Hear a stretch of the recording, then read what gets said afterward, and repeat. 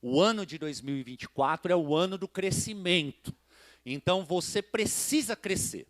Crescer na tua vida espiritual, crescer na sua vida emocional, crescer na sua vida financeira, crescer na sua vida familiar, crescer no teu planejamento de carreira, de profissão, né? Em tantas outras áreas aí que nós trouxemos para vocês princípios e valores para que você possa ter um ano de 2024 melhor, abençoado, cheio da presença de Deus e cheio de crescimento. Porque eu creio que a boa obra que o Senhor começou na sua vida, Ele vai aperfeiçoar até a volta de Cristo. Você crê assim? Eu também creio. E hoje nós vamos falar a respeito de planejamento devocional. Um planejamento devocional. O que é devocional, pastor? Esse microfone está estourando aqui para mim, no retorno. O que é planejamento devocional? É o tempo que eu invisto no meu relacionamento com a palavra de Deus, com o Espírito Santo e com a oração.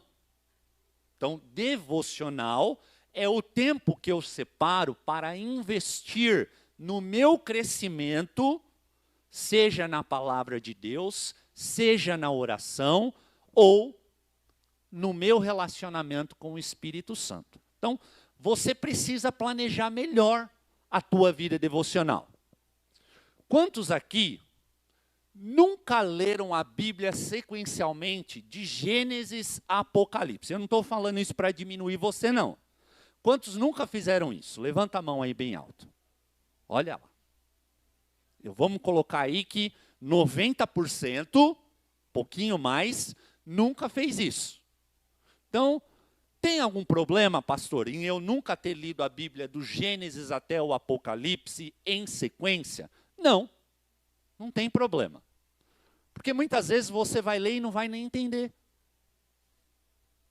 Você chega lá e aí você lê 1 Crônicas, 2 Crônicas, 1 Reis, 2 Reis, e aí você fala, nossa, mas isso aqui está se repetindo, eu já li ali, por que disso?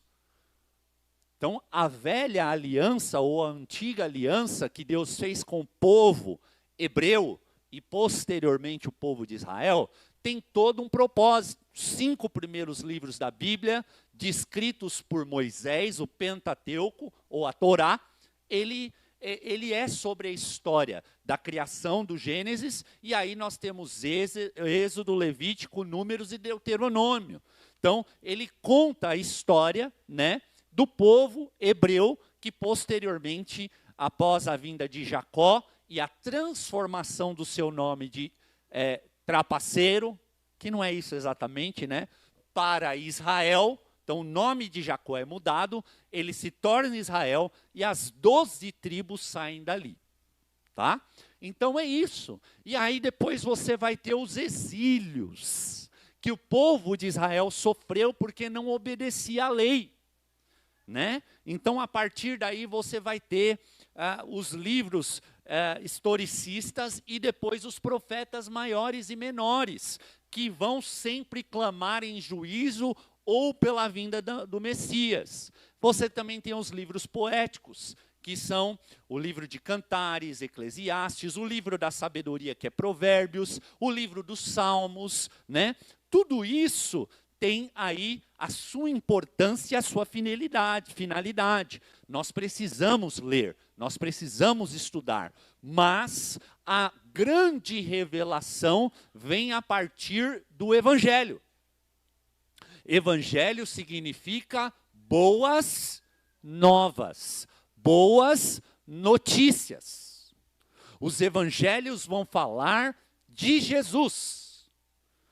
Vão falar a partir de Jesus, do que ele representa, quem ele é, o que ele veio fazer, né, aqui nessa terra por mim e por você. Então, a partir daí, nós temos muita coisa preciosa e de fácil compreensão, tá? De fácil compreensão. Então, eu indico você a planejar-se. Leia os evangelhos agora, nesse primeiro semestre. né? Mateus, Marcos, Lucas e João. Leia os evangelhos. Cada um deles é a mesma história, mas de óticas diferentes. Por que a gente sempre indica para você ler o Evangelho de João primeiro? Porque João foi o amigo mais íntimo de Jesus. Então, a visão que ele tinha da vida de Jesus, do caminhar, da história de Jesus, é o olhar de um melhor amigo. Entendeu? Então ali você tira coisas muito preciosas. A passagem de Nicodemos só está lá em João capítulo 3. A história da mulher do poço, a samaritana, só está em João capítulo 4, não está nos outros evangelhos, né? Se você pega a história de Lázaro, João capítulo 11, da morte e da ressurreição de Lázaro, então você só tem lá em João. Tá? Se você pega outros diversos textos ali, você só tem a história contada através da visão e da ótica de João. Por isso que é importante. E aí depois nós temos os livros dos Atos dos Apóstolos, onde a história da igreja começa a se formar. Onde a história da igreja começa a ganhar força a partir do capítulo 2. Capítulo 1 de Atos, Jesus vai dar as últimas recomendações para os seus discípulos. Então ele fala, olha, fiquem em Jerusalém até que venha do alto o Espírito Santo, para que vocês sejam batizados com fogo e com poder. E no nosso curso aqui do Caminho das Águas, pré-batismo, você que foi batizado em outra igreja, eu fui batizado em outra igreja, tá bom. Você sabe orar? Você sabe dessas coisas que eu estou falando? Você fez ali um processo de renovação de mente, reformatação de mente, trabalhou nas questões das suas emoções? Você se considera um discípulo de Jesus? Se foi isso, tá tudo bem. Se não, é para você estar aqui. Está compreendendo o que eu estou falando? É para você estar aqui. Nossa, pastor, você é bravo. Não, querido. É que eu quero ver você à medida e à estatura de Cristo. Porque um dos ensinamentos da palavra é que nós cresçamos na graça, no conhecimento, na sabedoria e na fé. Senão você fica bebê espiritual. Sabe aquele crente danoninho? Me dá, me dá, me dá, me dá, danoninho, danoninho, dá. Ele só fica pedindo. Ele não sabe o que é o evangelho. Ele não se tornou um discípulo de Jesus. Então lá eu ensino sobre o batismo com o Espírito Santo. Porque só de batismos em relação ao Espírito, nós temos 4. Nós temos o batismo no corpo de Cristo, que é quando nós cremos, a nossa regeneração, que vem mediante a fé, mediante a graça preveniente, o convencimento do Espírito Santo que nós somos pecadores, nós nos arrependemos e confessamos a Jesus. Quando nós fazemos isso, nós somos sendo batizados no corpo, nós somos inseridos na igreja mística. Não é esse prédio aqui, é a igreja que Jesus vai vir buscar dos 4 cantos do mundo. Que lá em Mateus 24 o texto vai dizer que os anjos do Senhor vão reunir toda a igreja dos 4 cantos do mundo. Depois você tem um batismo que é o batismo com o selo do Espírito Santo. Esse batismo, ele está registrado em diversas cartas do apóstolo Paulo, mas lá em 1 Coríntios capítulo 12, verso 12, em Efésios capítulo 1, verso 3 e 4, depois em Efésios capítulo 4, verso 39. Nossa, pastor, como você sabe de tanta coisa assim? Porque o meu planejamento devocional vem desde quando eu era pequenininho, feito aqui pela minha mãe querida, abençoada, que me abençoa. Por isso você tem que estar lá no Kids. Suas crianças precisam estar lá no Kids. Então esse batismo, ele é o selo com o Espírito Santo. O selo do Espírito Santo, ele representa 2 coisas. Propriedade exclusiva, tá? Porque o seu corpo é templo do Espírito Santo, ele não é mais seu. Entendeu? Ele é templo do Espírito Santo. E você é a garantia. Qual que é a garantia? A garantia que o seu nome está escrito no livro da vida e que você está salvo. Olha que bênção. Sem esse selo não adianta. Sem esse selo não vai adiantar. Entendeu? Então, queridos, daí você tem a ação do Espírito Santo, um batismo, para que você reproduza os frutos do Espírito. O fruto do Espírito que é dividido em 9 categorias, né? Então esse fruto do Espírito, ele trata do amor, né? Da fé, da bondade, da longanimidade, da mansidão, do domínio próprio, de todas as questões que tratam do caráter. Então, alguém que é cheio do Espírito Santo, ele vai desenvolver esses frutos. E o último batismo, que é o batismo com fogo. E esse batismo, a evidência da manifestação do batismo com fogo, é o falar em línguas. É uma das evidências. Quantos aqui já falam em línguas no Espírito? Ó, tá vendo quanto pouca de gente? Vocês precisam ser batizados com o Espírito Santo. É uma das evidências o falar em língua, e a outra é a profecia. Quando você tem o dom profético de falar a palavra. Pastor, da onde você tirou isso? Lá do mesmo livro de Efésios, quando o apóstolo Paulo chega numa igreja e ele vai falar com aqueles discípulos e pergunta: vocês foram batizados? Ah, fomos batizados no batismo de João, né? Ah, mas e o batismo com o Espírito? Vocês conhecem? Nem ouvimos falar. Então o apóstolo Paulo vai e batiza esses irmãos queridos e amados, né? E aí eles são cheios do Espírito Santo. Tá bom? Então, eu fiz essa introdução aqui para dizer para você o seguinte: você precisa se planejar para ter tempo com a palavra de Deus, com a oração e com o Espírito Santo. E vocês, meus líderes que estão aqui, os que estão assistindo, vão estudar, hein? Vão estudar, que eu preciso de vocês melhores do que eu. Melhores do que eu. Então, vocês vão estudar para saber dessas coisas, porque elas fazem parte da doutrina da Igreja do Galileu. Então, querido, nós somos seres espirituais. Diga aí para a pessoa do seu lado: você é um ser espiritual. Nós somos seres espirituais vivendo experiências naturais. Vou repetir. Nós somos seres espirituais vivendo experiências naturais. Nós nascemos, nós estudamos, nós trabalhamos, nós casamos, nós temos filhos, a maioria de nós, outros não, e depois nós morremos. Essas são experiências naturais, mas nós não pertencemos a este mundo. Nós temos uma pátria celestial. Por isso Jesus lá em João capítulo 14 diz assim: não se turbe o vosso coração. Em outras palavras, Jesus está dizendo assim: não fica preocupado porque vocês vão ser martirizados e morrer. Não fiquem preocupados porque eu não vou estar mais fisicamente com vocês. E aí ele continua dizendo: na casa do meu pai há muitas moradas. Se não for assim, eu não vou-lhe teria dito. Eis que vou adiante de vós para preparar um lugar, e voltarei e os levarei para mim, para que vocês estejam onde eu estiver. Vocês comecem o caminho para onde eu vou. Olha que bênção isso, essa é a esperança do cristão. Então nós somos seres espirituais.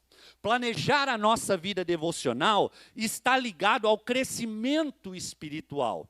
Jesus disse que o homem bom dos seus tesouros tira coisas boas. Se você pensa que é crente, se você pensa ser crente, mas não procura crescer em sabedoria e graça, se você pensa que é um discípulo, mas não busca as ferramentas necessárias para o seu sustento mental, emocional e espiritual, infelizmente você não vai crescer no ano de 2024. E esse é o ano do crescimento. E eu não aceito isso na tua vida em nome de Jesus, porque se você está do meu lado, você vai crescer, querido. Sabe por quê? A palavra de Deus declara lá em Deuteronômio que todos que me abençoarem vão ser abençoados. Você vai ser mais que vencedor, próspero e abençoado no ano de 2024, no nome de Jesus. Pessoas prontas para viver o melhor de Deus são aquelas que estão o tempo todo compreender como Deus pensa, como Deus age e como Deus executa. Pessoas que vivem os sonhos de Deus são aquelas que examinam as suas palavras, ouvem a sua voz e andam de acordo com o seu direcionamento. Pessoas bem-sucedidas no reino são pessoas treinadas para raciocinar. Mas não é para raciocinar, não, querido, com as pessoas do mundo. Pessoas treinadas para raciocinar, mas não com a mente caída desse mundo, não conforme as leis que regem esse planeta, não conforme este mundo que já está no maligno. Pessoas treinadas de acordo com a mente de Cristo, com a mentalidade do reino e as leis eternas do reino dos céus. A mentalidade do mundo, ela ouve com ouvidos naturais. As pessoas do mundo, elas veem com os olhos terrenos, sempre colocados nas circunstâncias, e falam com uma boca carnal e fútil, baseado em experiências mundanas. Os discípulos de Jesus ouvem com ouvidos espirituais, eles veem com os olhos da fé e do sobrenatural. Eu olho para os montes, da onde vem o meu socorro vem de ti, Senhor, Criador dos céus e da terra. Nós não somos daqueles que andam por vista, nós somos aqueles que andam com fé. É de fé e fé em vitória, e os seres espirituais, os filhos de Deus, eles falam com uma boca santa, que é fonte de vida, libertação, paz e harmonia, para abençoar não só sua casa, mas todos aqueles que estão à sua volta.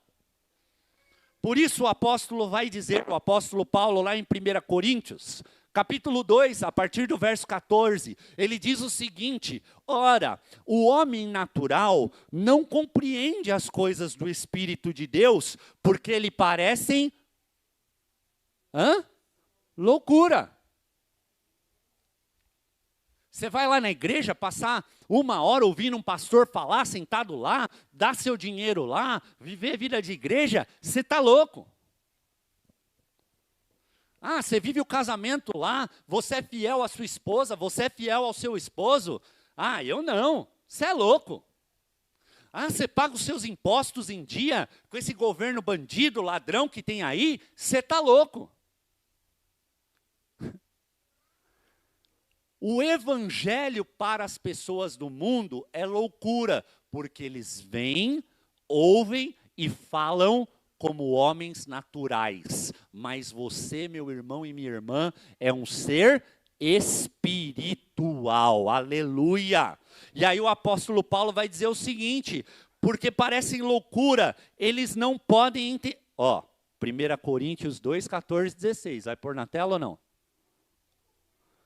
Ele fala o seguinte: e não pode entendê-las, porque elas se discernem espiritualmente. Mas o que é espiritual, discerne bem tudo, e ele de ninguém é discernido. Porque quem conheceu a mente do Senhor para que possa instruí-lo? Mas nós temos a mente de Cristo. Diz aí para a pessoa do seu lado: você tem a mente de Cristo, precioso. Você tem a mente de Jesus. Vamos ver isso a princípio na vida de Daniel, um homem de Deus. Abra sua Bíblia aí, no livro de Daniel, capítulo 1. Daniel, um dos profetas mais importantes, um profeta messiânico, que fala demais a partir do capítulo 7 do seu livro, a respeito do Apocalipse, a respeito das coisas vindouras de escatologia. Daniel, ele é levado para a Babilônia.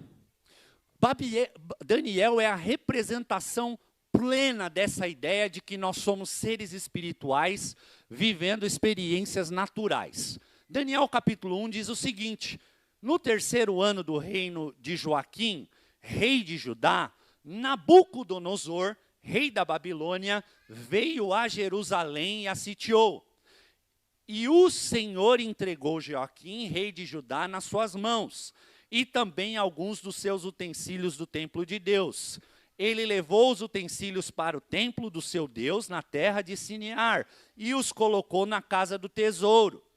Então, depois, verso 3, o rei ordenou a Aspenaz, o chefe dos oficiais da sua corte, que trouxesse alguns dos israelitas da família real. Olha, Daniel era um príncipe do povo de Deus. Ele era da família real. Então, aquele capataz traz todos eles ali para que eles fossem capacitados. Né? Então, rapazes de boa aparência, que dominassem vários campos do conhecimento e que eles fossem capacitados para servir no palácio do rei. Olha só.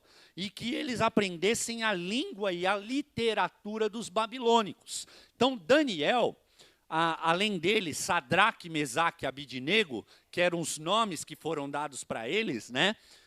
Eles foram levados para a Babilônia. E aí eles são colocados no palácio. E a partir daí, o que acontece? O rei fala, ó, dê a melhor comida para eles. A comida que eu como é a comida que eles vão comer. Né? Então, o vinho que eu bebo é o vinho que eles vão beber. A carne que eu como é a carne que eles vão comer. Os cereais são os cereais que eu vou comer. Eles vão comer também. Então, o que acontece? Daniel, como ele era um ser espiritual e não natural, ele diz o seguinte lá no verso 8, perdão.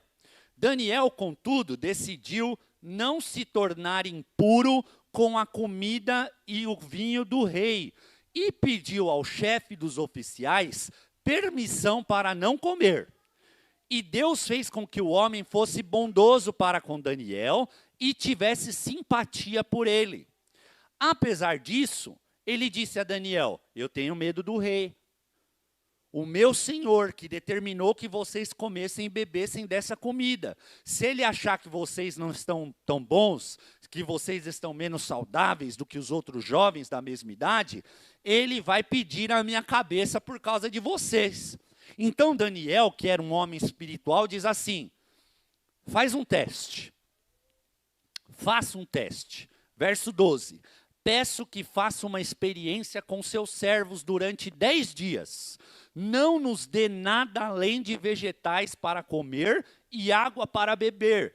Depois compare a nossa aparência com a dos jovens que comem a comida do rei.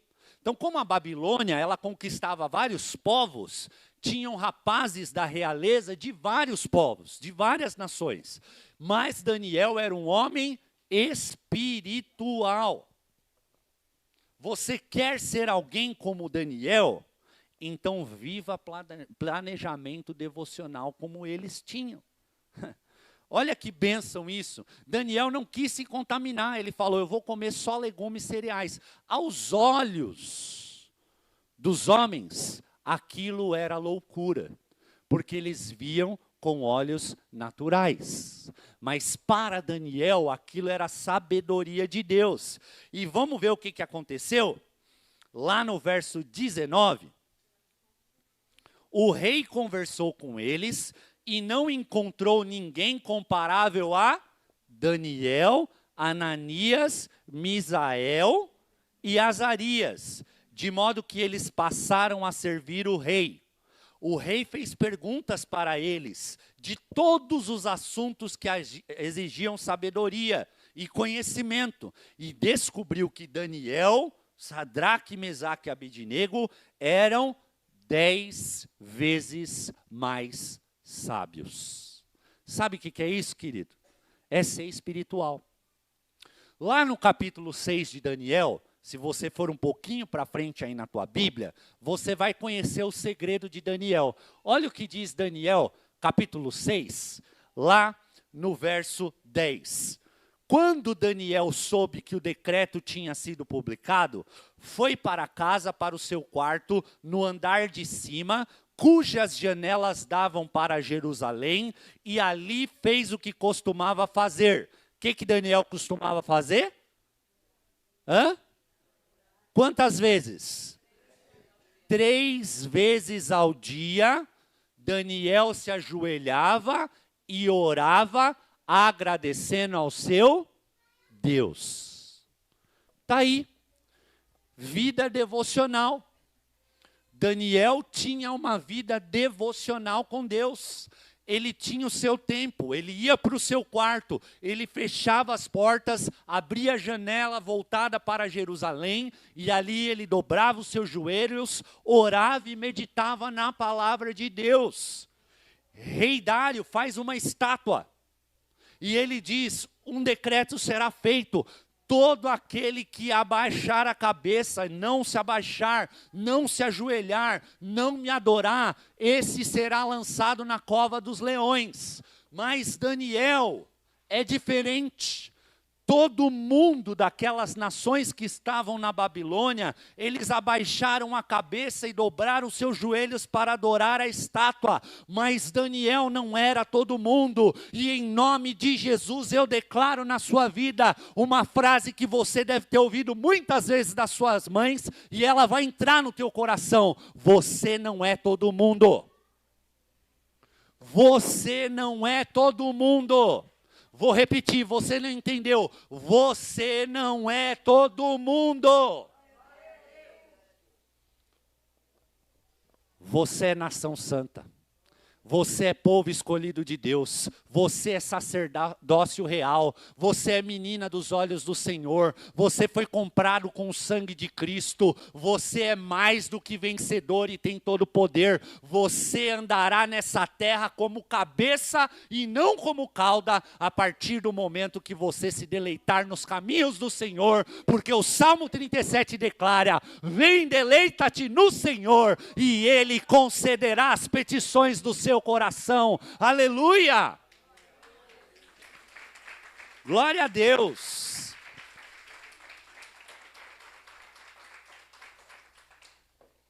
Dodô, como planejar minha vida devocional? Como é que eu me planejo na minha vida devocional para 2024? Vá para o manual, filho querido, venha para o manual, para a palavra de Deus. Olha o que diz Efésios, capítulo 6. Abre a tua Bíblia, lá no Novo Testamento. Quando o apóstolo Paulo escreve essa carta poderosa aos irmãos da igreja de Éfeso.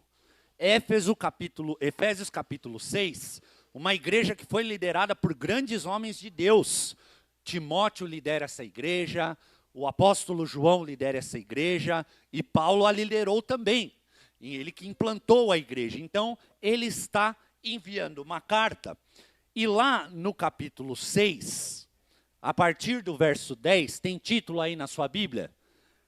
Efésios capítulo 6, verso 10. O que que fala aí na tua Bíblia? O título. Fala mais alto. A armadura de Deus. Eita, pastor, mas Deus precisa de armadura?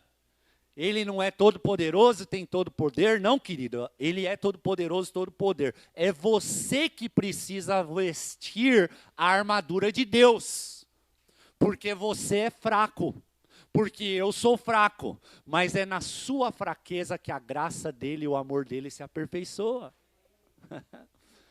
E o texto vai dizer o seguinte, o apóstolo Paulo diz, finalmente, fortaleçam-se no Senhor e no seu forte poder. Vou repetir. Fortaleça-se no Senhor e no seu forte poder. Devocional. Devocional, querido. Vida de oração. Vida de palavra. Né? Então, como é que eu faço isso, pastor Dodô? Buscando. Separando o seu tempo, meditando, podando entretenimento e algumas outras coisas, para você focar na palavra, na oração.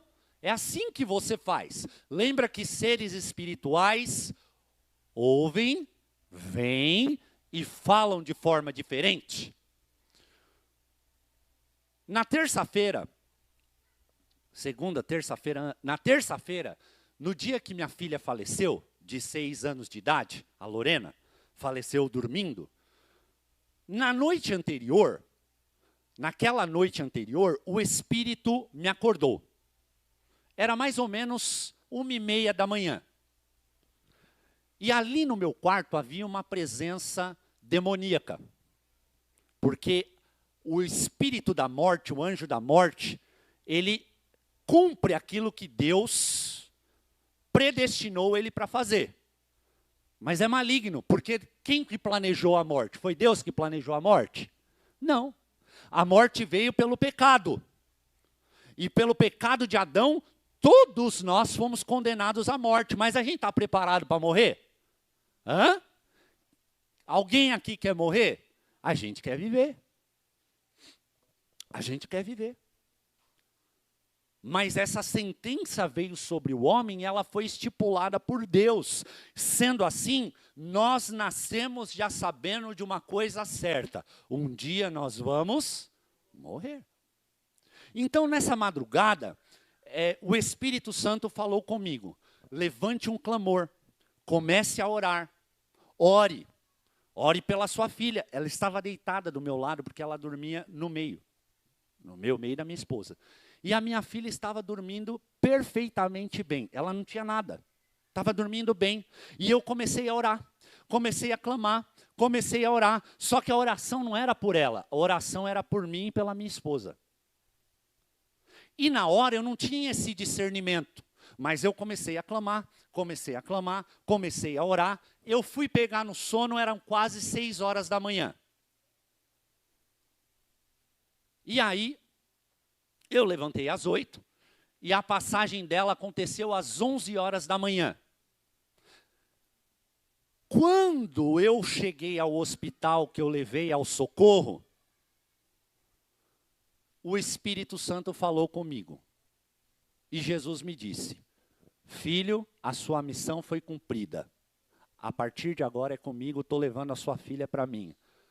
Faça o que eu te chamei para fazer.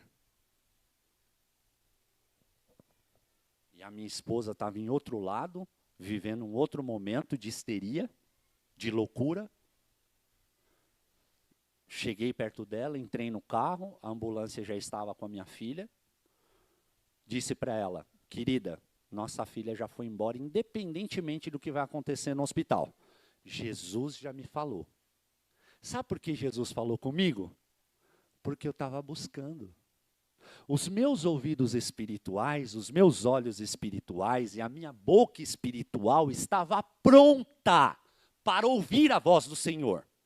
Agora, se você não faz nada, se você não ora, se você não lê a Bíblia, se você não busca crescer, se você não planeja a sua vida espiritual, se malemar você está aqui aos domingos, porque muitas vezes você trabalhou demais, ou você está com uma dorzinha de barriga e nem vem na igreja, sabe quando o Espírito Santo vai falar com você?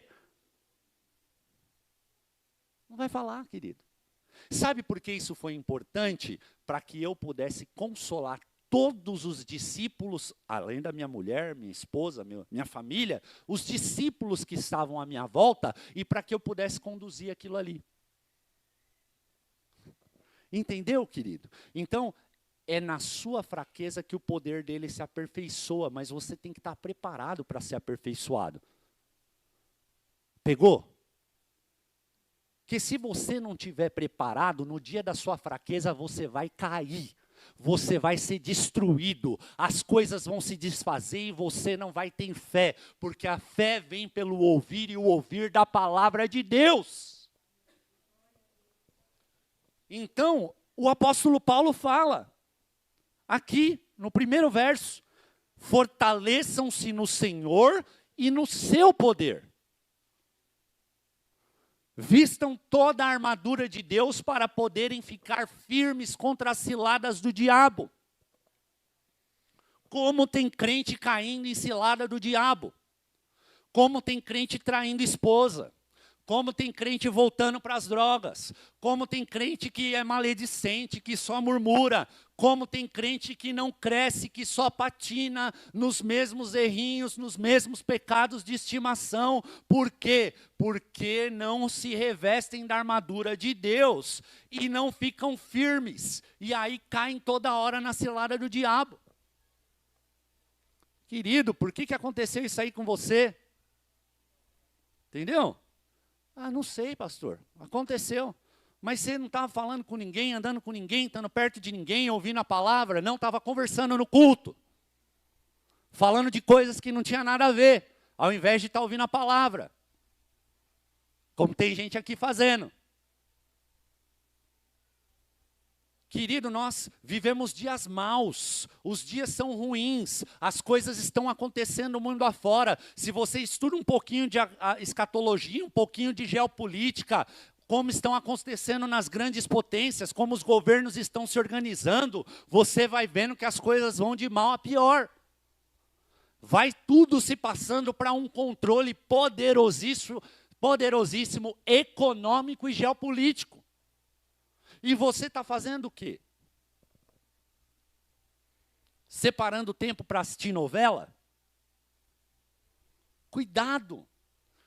Pois a nossa luta, verso 12, não é contra seres humanos, mas contra os poderes e autoridades, contra os dominadores do mundo das trevas, quanto às forças espirituais do mal nas regiões celestiais.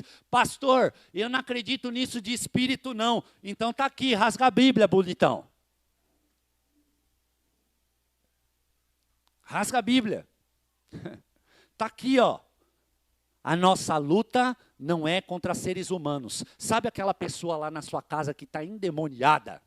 Que toda hora está trazendo problema para você, discutindo com você, que chega bêbado, que chega drogado, que chega lá, que rouba a tua paz, que não crê em Jesus, que nega a fé, que te afronta. Querido, não é ele, é o Espírito que está atuando atrás dele. E a sua luta não é contra a pessoa, a sua luta é contra os espíritos dominadores deste mundo que estão nas regiões das trevas, as forças espirituais do mal nas regiões celestiais. Que o mal, vocês estão ouvindo região celestial? Existem níveis de céu.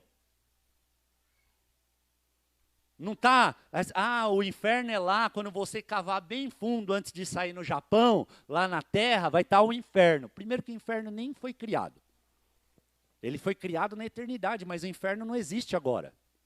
O inferno vai ser inaugurado, é coisa futura e não foi feita para os homens. Foi feita para Satanás e os seus anjos caídos, para a besta e o anticristo. Mas os homens obstinados não querem seguir a Jesus. Viram aí no carnaval show de horrores? Estava lá a plaquinha, Cristo ou capeta, e as pessoas gritando, capeta, capeta, inferno, inferno. Está assim. Está lá, estou falando para vocês, todos vocês têm acesso aqui ao YouTube, vão assistir. Eu não perco muito tempo com essas bobeiras, mas as pessoas ficam me mandando. Aí eu vou lá, dou uma olhada e vejo. Está assim. Entendeu? Sobe uma pirada para falar de arrebatamento e a outra pirada falando que vai deter a mão de Deus. É tudo gente pirada, não tem nada a ver com a palavra de Deus. Você entende que não tem um versículo, não tem um capítulo, não tem uma referência? É tipo assim, é o que eu acho, que eu penso, que eu interpreto. Então vou dizer para você que tem a sua interpretação, o que você acha e o que você pensa. Para você está destinado ao inferno, querido. Comece a pensar como a Bíblia diz que você deve pensar. Como Jesus disse que você deve andar. Como Jesus disse que devem ser os seus dias, porque Jesus é amor, totalmente amor. Mas Ananias e Safira, lá no livro de Atos, morreram, porque mentiram ao Espírito Santo. Então, querido, aí o apóstolo Paulo vai dizer no verso 13, caminhando para o fim, vistam-se de toda a armadura de Deus, para que possam resistir no dia mau e permanecer inabaláveis depois de terem feito tudo. Assim, mantenham-se firmes, cingindo-se com o cinto da verdade. Aí ele começa, os elementos, o cinto da verdade, vestindo a couraça da justiça, tendo os pés calçados com a prontidão do evangelho da paz. Além disso, usem o escudo da fé, com o qual vocês poderão apagar todas as setas inflamadas do maligno. Dr. Russell Shedd, um dos maiores homens da nossa história aqui do Brasil, um dos maiores mentes cristãs, diz que esses dardos inflamados do inferno são os pensamentos que vêm à nossa cabeça. Você já parou? Muitas vezes você está no trânsito, ou você está andando, daqui a pouco vem um pensamento na sua cabeça, vem um palavrão, ou vem uma cena, e aí você fala, meu Deus, já aconteceu isso com vocês? Eu achei que era só comigo. Bom dia, graça e paz, irmãos, vocês estão por aí, né? E aí você fala, Senhor, da onde veio essa coisa maldita? Eu repreendo isso em nome de Jesus. Está aqui, ó, os dardos inflamados do inferno. Sabe por quê? Muitos de nós, muitos de vocês, foram criadas em famílias e em meios comunitários, onde, por exemplo, fumar um cigarro, tomar uma cervejinha, virar um conhaquinho, uma pinguinha, fazer sexo antes do casamento, namorar com várias mulheres, ouvir músicas pornográficas, sensuais, amaldiçoadas, malignas, assistir filmes pornográficos, isso era extremamente normal. E a grande maioria de nós cristãos só temos um encontro genuíno com Cristo na fase adulta da nossa vida. Mas e todo esse lixo que ficou para trás? Você acha que pelo fato de você levantar a sua mão e falar, Senhor, eu aceito você como meu Senhor e Salvador, isso aqui vai ficar tudo apagado da tua memória? É claro que não, esses pensamentos vão te visitar o tempo todo. Por isso que o apóstolo Paulo lá em Romanos 12 vai dizer, renovem a sua mente. Reformatar a mente. Entregar a sua vida para Jesus e reconhecê-lo como Senhor e Salvador é só o início. Você tem que passar por todo um processo. Por isso que eu estou insistindo com vocês dia e de noite, hein? Valdir. Façam o Origens, estudem essas coisas, vamos passar pelo caminho das águas, o nosso curso pré-batismo, façam esse curso. As 7 marcas do discípulo Galileu, você tem que ter contato com essas verdades, porque é isso que vai ajudar você a ter uma consciência limpa de pecado. Está lá, aqui do púlpito eu não consigo fazer isso com vocês, é relacionamento. É gente indo na tua casa lá toda semana, tomando um café com você, orando, te abençoando, estando junto, dando um abraço, louvando e te ensinando essas verdades. Porque de púlpito não dá. De púlpito não dá nem para você pregar mais a palavra. Porque se eu quiser falar algumas coisas aqui que estão à luz das Escrituras, eu posso ser processado. Se eu falar algumas coisas aqui, pique profeta, a minha cabeça é cortada.